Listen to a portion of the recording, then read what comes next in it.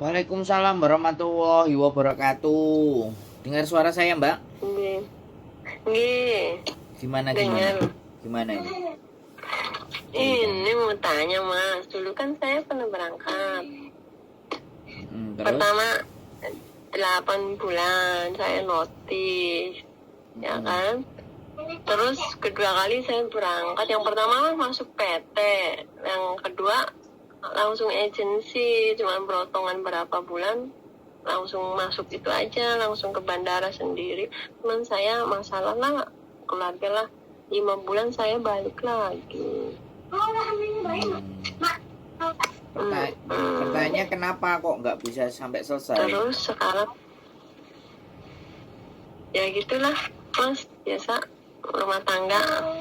Sekarang sih lagi ngurus ini dulu, udah selesai sih, tinggal nunggu akte cerainya. Makanya lagi pengen coba berangkat lagi, bisa nggak ya Mas ya? Tapi sampean belum cerai? Sampun, udah ketok alu, kemarin sidang pertama, tinggal mungkin tanggal 15 kayaknya keluar deh akte cerainya. Soalnya kalau sudah ada akte cerai kan butuhkan surat wali, Mbak. Surat wali itu kan kalau nggak suami ya orang tua. Nek posisi janda kan berarti ya orang tua kan gitu. Iya, kalau saya nggak kerja gimana tuh anak saya ya? Duh. Ya anak sampean tetap dikasih makan, Mbak. Kok tanya sama saya? Gimana sih? Aku juga jadi bingung sampean tanyain gimana anak saya lah. Sampean yang bikin gimana? Kecuali bikinnya sama saya ya saya yang bertanggung jawab, Mbak. Sampean ini kan makanya pengen kerja lagi, Mas. Iya, maksud saya pertanyaan saya kan, jadi ketika pertanyaan sampean bisa nggak, semua dalam kehidupan itu menurut saya bisa. Iya. Menurut saya dalam hidup ini nggak ada yang nggak bisa, Mbak. Iya kan? Nggak ada yang nggak bisa menurut saya. Katanya nggak bisa, ada yang ini susah. Kata siapa? Ada aja yang bilang ada yang gimana gitu, tapi kecuali masalah apa gitu, saya kan nggak masalah apa-apa ya, Mas. Sampean nggak ada masalah. Soalnya katanya iya, maksudnya bukan masalah dengan orang sana apa kriminal, kan masalah gimana gitu. Insya Allah lah bisa orang ya kayak gitu lah. Loh. Lah sekarang sampean yakin nggak sama diri sampean? Pertanyaannya itu sampean yakin apa enggak sama diri? Yakin lah, Pak. Kalau sampean punya keyakinan maka yang memproses jauh lebih yakin. Lah sekarang pasti. Yang berangkat aja nggak yakin, gimana mau proses coba? Ya yakin lah, Pak. Lah makanya. Makanya yakinnya tuh dengan cara ya gini, dengan cerita saya. Tadinya susah, saya tuh masalah sama suami gimana sampai habis duit banyak gitu. Buktinya dengan Allah saya yakin kok sebentar aja saya langsung bisa ngurus cerai aja, nggak ada sebulan langsung kelar gitu. Makanya saya ya Allah, iya kalau udah walangnya saya yakin bisa. Tuh saya jadinya mungkin udah jalan saya yakin sekarang gitu. Makanya kenapa enggak, pasti ada lah bisa saya gitu, Pak. Jadi sekali lagi saya bilang, proses apapun semuanya yang menentukan proses ya, kita bicara runutan ya, supaya sampean jauh lebih yakin. Bicara runutan itu begini, Mbak. Bicara runutan itu kita nggak langsung ke Gusti Allah ya. Kalau langsung ke Gusti Allah kan nggak bisa dibahas tuh ya kan, karena ke Gusti Allah itu terakhir ketika kita sudah berusaha kan. Intinya setelah sudah berusaha baru dipasrahkan. Belum dipasrahkan kan repot. Jadi proses kan ya sampean store data. Habis store data sampean ke PT ya. Kalau nggak ke PT langsung ke agensi biasanya. Kan anak-anak mau nembaknya langsung agensi Hongkong. Nah, dari agensi Hongkong otomatis kan ada majikan nggak kan kayak gitu. Nah, ketika ada majikan kan pasti diumumin. Sampean pasti di biodata, tanyain nama, ABCD, bla bla bla bla. Terus ditawarkan ke majikan, ya kan? Nah, yang pertama terus rekod sampean di majikan kan banyak yang ngebreak tuh kan. Otomatis kalau banyak yang ngebreak kan tergantung dari agent melihat rekod sampean. Terus majikan juga nanya rekod sampean ya dari Indonesia. Nah, ternyata begitu ada yang feel ya. Kan kita nggak tahu. Orang Hongkong itu kan ada yang aneh juga. Jadi rekrut CC itu bukan karena kemampuannya, rekrut CC itu karena tahun lahirnya. Jadi Iya. sio. Jadi berdasarkan sio. Itu kan saya jadi bingung. Karena Iya. kalau sionya cocok, dia memahami karakter orangnya. Nah, ada yang kayak gitu juga kemarin. Nah, kayak gitu kan kita nggak ngerti. Nah, begitu sampean ACC kemudian sampean interview. Nah, aku nggak ngerti bahasa Kantonisnya sampean juga kayak gimana, atau bahasa Inggrisnya bagaimana. Otomatis diajak interview. Nah, ketika diajak interview, cara sampean menyampaikan, terus cara ngejual si agentnya masuk ke telinga majikan. Begitu deal, majikan bayar duit, proses lah sampean. Ya kan? Jadi kalau kita berbicara alur itu semuanya kayak semuanya sama, semua alur kayak gitu. X non X semuanya memang begitu. Bedanya kalau non X harus belajar dulu kan. Nah sekarang aja kadang-kadang belajar aja belum matang wis dibudal no. Akhirnya 3 minggu 4 minggu lah. Makanya saya pertanyaannya, sampean ngebreak itu karena apa? Kalau sampean ngebreak karena memang sampean orangnya apa cekidah-cekidih, orangnya sama pekerjaan itu nggak cakcek, nggak tangkas, nggak tanggap, ya kan repot gitu. Itu yang menyebabkan rekod sampean mungkin orang banyak meragukan. Sekarang sejauh mana sampean bisa meyakinkan? Kalau saya kan selalu berpikir di pihaknya teman-teman. Saya nggak berpikir di pihaknya majikan. Tapi bagaimanapun sampean bekerja yang gaji kan majikan, bukan saya. Otomatis saya berusaha membuat ketika teman-teman punya harapan, ya harapannya itu jangan berlebihan ketika kita tidak punya kemampuan yang lebih. Iya. Kan seperti itu. Nah makanya pertanyaan saya tadi, breaknya itu karena apa? Breaknya karena rumah tangga, majikan baik-baik saja sampai tinggal. Menurut saya anak-anak kalau mau rumah tangganya bubrah saja. Biasanya kan anak-anak lebih memilih begitu. Karena ketika aku pulang dan belani suamiku, ya misalnya keluarga aku belum tentu kehidupanku juga akan lebih baik. Biasanya anak-anak nih kayak gitu tuh. Makanya begitu sampai ngomong kayak gitu kan aku bingung. Sampean break ini karena apa sih sebenarnya? Salah dengan majikan atau majikan nggak suka sama sampean atau apa? Nah, kejujuran itu kan penting untuk kita itu memproses. Iya sih. Kemarin ada yang sempat. Alhamdulillah. Kenapa? Enggak kok mas, kemarin alhamdulillah majikan masih hubungan kok, dua-duanya majikan juga. Iya, masalah saya kenapa gitu. Masalah iya, maksudnya itu masalah keluarga sendiri sih, masalah saya, masalah rumah tangga saya. Makanya untuk yang kedua kalinya itu ya suami gimana gitu mas. Terus saya kasih uang tadinya supaya dia ngurus perceraian saya, tapi nggak diurus-urus. Akhirnya saya habis uang berapa saya akhirnya udahlah, saya capek dia ribet gangguin mulu. Akhirnya saya pulang kemarin. Pulangnya baru bulan apa? Saya bulan Februari pulang mas.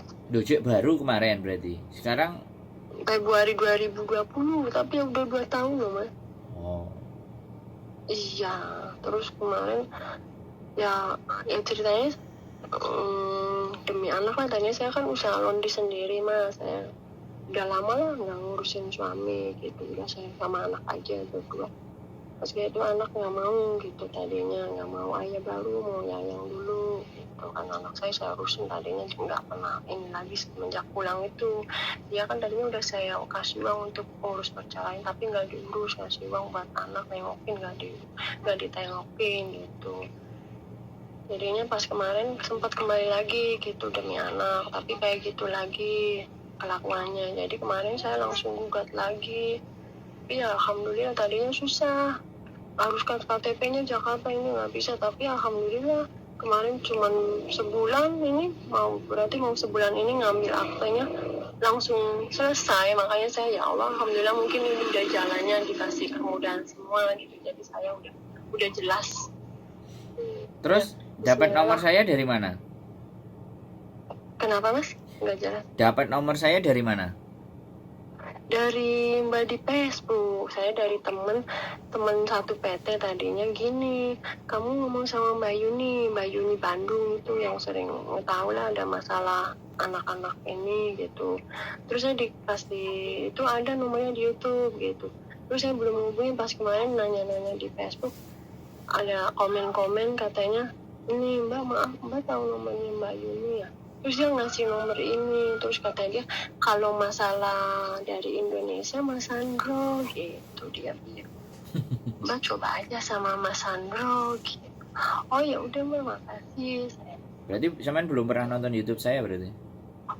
Belum, taunya Mbak Yuni, Mas Sandro saya belum lihat. Oh, ya usah, nggak apa-apa. Iya. Jadi KTP Hongkong masih ada kan? Masih ID-nya ya. Oke, jadi gini, nanti kirimin aja KTP Hongkong sama KTP Indonesia by WhatsApp. Nah, saya cuman sampaikan di depan ya sekarang, sampaikan di depan dulu karena saya orangnya nggak mau ngomong di belakang dan nggak senang Iya. kalau omongan itu ada di belakang. Karena kalau ngomong di belakang kan bingung, mulutnya di depan ya. Soalnya. Ngomong di belakang kan bingung. Manisnya doang ya. Jadi pahitnya proses aja dulu. yang saya sampaikan nanti di PT ini ada beberapa PT sih, saya mau make sure, tapi yang di PT ini itu potongannya bisa Itu di daerah mana Mas? daerah Bekasi. Oh. Jadi karena kalau X itu nggak perlu datang, makanya kan nanti sampai Iya. disuruh kirim video perkenalan, karena di situ Iya. kan ngetes bagaimana sejauh mana bahasanya. Jadi potongannya di antara di 2.300 sampai sekitar 2.800, Mbak. Oh. Nah, jadi saya ngomongin itu. karena kemarin Itu berapa bulan? makanya saya dengerin 6 bulan potongannya segitu. Nah, ini kan kemarin saya nggak dapat info, saya masukin anak nggak dikasih ya, ngomongnya 1.600, otomatis begitu berangkat potongannya ternyata segitu. Jadi ketika potongannya segitu saya juga ngerasa kayak aku gak fair gitu loh. Nah, karena sudah berangkat anak 3, yang satu masih nunggu, ini masih nunggu yang satu visanya turun, visanya mungkin sudah tinggal proses imigrasi aja, dan saya ternyata anak yang bilang ke saya itu potongannya sampai segitu, beda-beda, ada 2.300, ada 2.500, ada 2.800, karena memang keperbedaan yang di 2.800 itu sama sekali dia nggak punya data, nol, datanya nggak ada dan berbeda. Punya KTP-nya sama KTP Hongkong kan beda. Yang jadi patokan di tempat kita itu kan KTP Hongkong, karena KTP Hongkong nggak bisa di double-double. Kalau double-double kena data ganda, yang kejadian sama anak-anak sekarang yang di Hongkong masuk ke Hongkong pakai nama yang berbeda, pakai 2 nama. Nah itu kan makanya disesuaikan di situ, karena disesuaikan di situ ya administrasi dan semuanya bla bla bla bla, tetek bengek dan ABCD kan kayak gitu. Dan nanti sampai kalau tanya potongan pasti tidak akan dijawab. Makanya saya tanya langsung, ditembak aja nanti kalau ada data potongannya berapa Pak, sekian sekian sekian, oh saya kabar dari Sandro sekian sekian sekian, omongin aja ke dia, karena saya nggak mau omongan ada di belakang. Karena ada yang beberapa bilang ke saya juga, ngomong apa namanya, nah, ternyata beban paspornya dibebankan juga ke kita Pak Parwan apa kayak gitu. Nah hal-hal seperti itu kan saya nggak dikasih tahu sama orang PT. Jadi makanya tahu Mas Sandro tuh masalah potongan juga gitu. Iya, aku kepinginnya itu semuanya open, Mbak. Bahkan tak naikin ke konten YouTube gitu. Makanya kan, jadi sekali lagi di mana aku kan nggak seneng gitu loh. Kalau mau banyak, tapi ngomong di depan. Kalau nggak mau, biar proses sama tempat lain kan kayak gitu loh. Kita jangan halangi mereka. Soalnya saya juga punten gitu Pak. Saya mau nanya juga, soalnya saya juga emang paspornya mati kemarin tanggal 27 November. Ya makanya saya omongin segitu proses PT dan apa saja yang ada di sana nantinya, dan nggak enaknya itu semuanya disodorin setelah visanya turun. Oh gitu. Bisa dipahami nggak? Kalau visa turun kan kita sudah nggak bisa ngapa-ngapain coba. Iya, jadi sekitar potongannya segitu ya Pak? Nah makanya saya bilang aja pahit-pahitnya itu segitu. Terus yang kedua 6 bulan, terus yang berikutnya bertahan 6 bulan, bertahan 1 tahun kalau bisa finish apapun masalahnya. Soalnya majikan Hongkong sekarang nggak kayak dulu Mbak. Gitu loh. Yang saya khawatirkan kan di situ gitu loh. Makanya pada saat interview, kalau suatu saat nanti interview sama majikan, saya bilang gitu loh, tolong interviewnya direkam, apapun caranya, tanyakan sebanyak-banyaknya gitu loh. Jadi kalau toh pun cocok, karena kemarin ada juga beberapa cerita orang yang keluh kesah ya, bukan anak yang saya proses, karena saya melihat banyak yang curhat juga telepon ke saya di Indonesia bilangnya ngerjain di rumah, ternyata ngerjain di toko, ngerjain di pasar sama majikannya. Nah kan itu sesuatu yang salah gitu. Lah kalau kita punya bukti rekaman itu bener, ya tinggal ditunjukin aja rekamannya. Kamu interview ngomong kayak gini loh. Iya. Nah saya kepingin anak-anak yang berangkat dengan saya lebih cerdas. Ya sekali lagi, kalau nanti ternyata membandingkan di luar jauh lebih murah, saya sarankan itu lebih baik. Maksudnya lebih baik di ongkos. Kalau memang ada yang berpikiran is okay lah, yang penting aku bayar larang nggak apa-apa, yang penting kan aku digatekno. Ada yang begitu. Ada yang kemahalan, aku memilih yang murah aja, wong aku bisa jaga diri sendiri. Kan ada yang kayak gitu tuh mbak. Bisa dipahami nggak? Nah, semuanya kan pilihan sama teman-teman, karena sekali lagi setiap manusia punya selera, punya rasa, punya hal-hal yang dia mauin. Tapi saya sekali lagi benar-benar nggak kepingin ketika sudah masuk ke sini terus sambat sing potongannya larang lah, sing majikannya nggak enak lah. Ya nggak fair dong kan kayak gitu tuh. Karena saya kan nggak nyari toh mbak, paham nggak? Saya nggak memaksa, saya nggak nyari, saya juga nggak nyuruh. Tapi sampean datang sendiri, telepon, cari info, ya saya kasih info dong. Kira-kira ketika saya sampean berangkat di sana, majikannya nggak beres atau apapun, ada nggak saya bagian dari kesalahan kan? Soalnya kan agent kan sendiri-sendiri gitu. Jadi saya kan tidak berkomunikasi dengan majikan, tapi sekali lagi kalau memang keberangkatannya dengan saya, habis itu saya arrange, saya juga mau tahu nama majikannya semua untuk bisa memfollow up. Jadi seperti itu mbak gambarannya. Jadi sebelum memproses saya sampaikan semua di awal, karena kembali lagi bukan rezeki yang saya kejar mbak, berkah, dapat duit, bisa bantu proses. Tapi kalau gerundel di belakang, jadi nggak makan duit itu daging buat saya, berkah nggak itu duit buat saya. Itu loh mbak, aku nggak ngejar banget mbak, makanya kan aku nggak nyari, aku cuman berkonten. Lah ternyata kontenku dilihat, dicek, mereka ngerasa ya sudah, kalau memang aku dianggap bisa membantu, ya terima kasih kepercayaannya, saya akan jaga kepercayaan itu.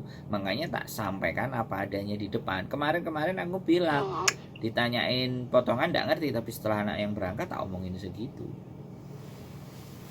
Dan saya nggak tahu hari Minggu besok itu juga mau ketemuan dengan KJRI, ada KJRI ngundang kita, dan aku mau bertanya sebenarnya potongan yang fix itu bagaimana sih. Data-data kami menunjukkan potongan 26, 23 melebihi dari apa yang menjadi standar KJRI itu harus kayak gimana. Kan kayak gitu tuh. Jadi saya ingin menjadi manusia yang di tengah, yang memberikan informasi. Ya kalau rekanan PT, ya sebenarnya PT yang saya rekomendasikan itu teman istri saya sejak dulu memproses jadi agensi. Dan saya bilang orangnya PT ini nggak ribet, data apapun nggak ada masalah, data bagaimanapun no problem. Cuman ya kayak gitu, untuk nyocokin ke majikan ini loh. Majikan itu kan kayak nyari suami mbak, pilih-pilih. Iya kan? Nah sampean kan pasti ngerti kan, jadi seperti itu. Dan saya ingin menyampaikan itu. Dan tetapi kalau seandainya sudah nyampe di Hongkong ada keluh kesah ataupun disampaikan ke saya, ya monggo. Intinya saya itu menemani ketika pikiran dan mentalnya drop, tapi saya kan tidak bertanggung jawab atas kehidupannya teman-teman satu persatu. Yo moncrot ya mbak. Tapi nek curhat ya tak layani, tak ladeni. Tapi ya saya minta tolong nggak perlu disebut nama, kan masuk ke konten kan kayak gitu tuh mbak, nggak ada masalah. Jadi ceritanya seperti itu. Kalau sampean nanti sambil proses, terus sambil sampean juga lihat-lihat mana info-info yang memang masuk. Sekali lagi kita tidak membatasi, dan kami juga tidak menahan dokumen. Nah ini yang aku senang di PT ini, yang aku senang ini tidak menahan dokumen. Tapi ya sekali lagi kalau sudah interview dan majikannya sudah oke, PT ngasih tahu oke, ya tolong komitmen dan konsisten.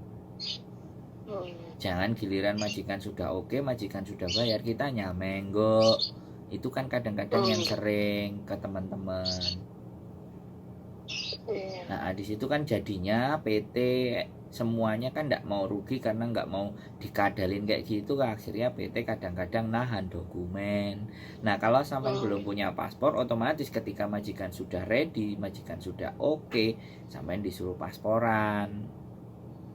Nah pasporan itu pasti linknya mereka yang daerah deket sampean, jadi sampai nanti nggak nerima paspornya langsung dibawa ke PT. Nah itu kan juga salah satu cara untuk agar anak ini juga nggak lari, karena kan tidak ada biaya apapun di depan, biayanya kan motong di belakang, kan gitu ceritanya. Itu strateginya PT-PT gitu kan di Indonesia.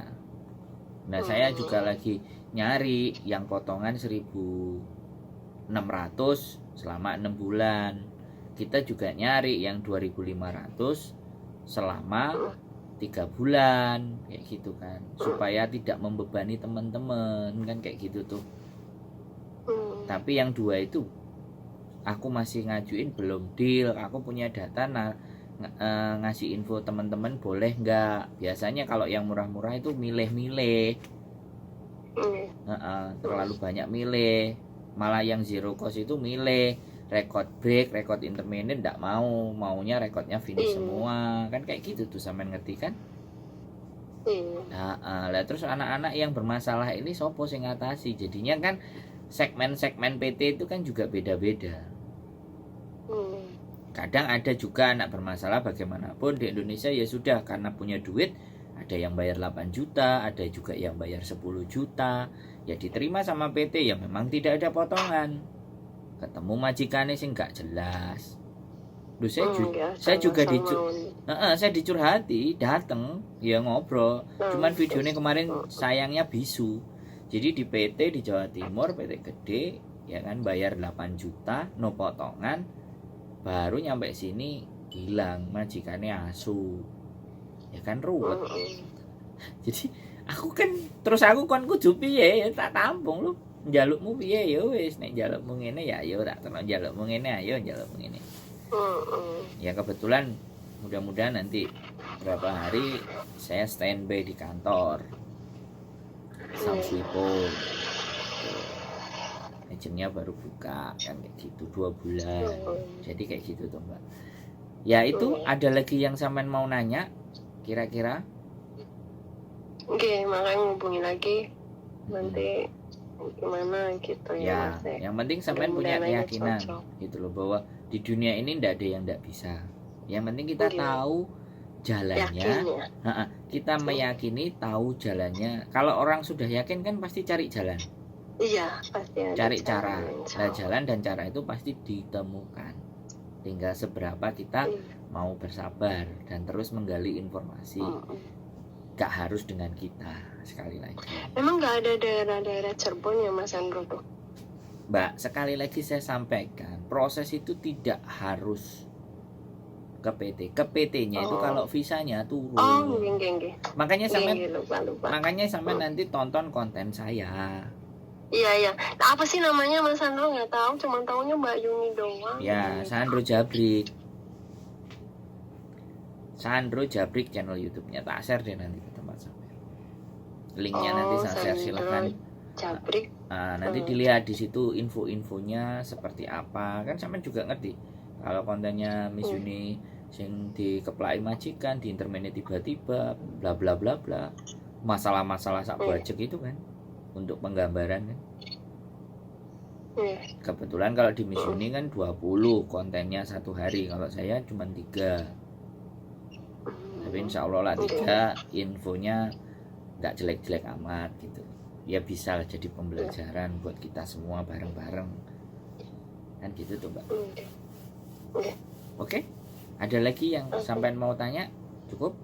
Cukup. Siap. Yakin, berdoa, ada rezeki. Sampai ketemu, kita tunggu sampean di Hongkong. Sehat selalu, Matur nuwun. Assalamualaikum. Waalaikumsalam.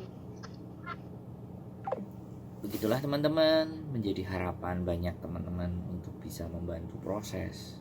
Ya sekali lagi, banyak keterbatasan yang ada di dalam diri saya. Tapi sebagaimana mungkin saya berusaha semampu yang saya bisa, sekuat yang saya bisa usahakan, dan mudah-mudahan akan menemukan jalan. Sekali lagi, terima kasih bagi yang sudah nonton.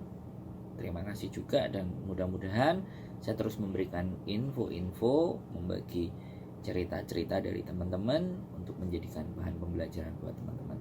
Karena sekali lagi, pelajaran itu nggak harus diri kita sendiri yang mengalami, tapi kita bisa belajar dari pengalaman orang lain. Sehat selalu buat kalian semuanya, dan tetap tonton di channel saya. See you the next video. Bye-bye.